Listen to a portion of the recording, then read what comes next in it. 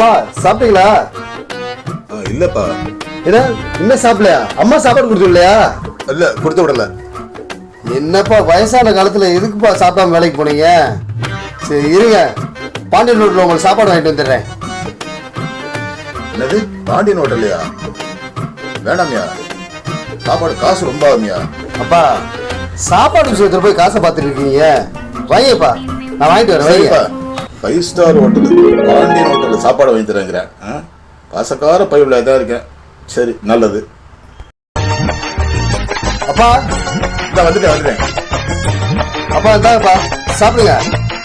Pandian hotel இப்படியா தராங்க? ஆமாப்பா, நம்ம முத்துப்பாட்டி அங்க பாண்டியன் ஹோட்டல் அங்க இப்படிதானே இருக்கும்.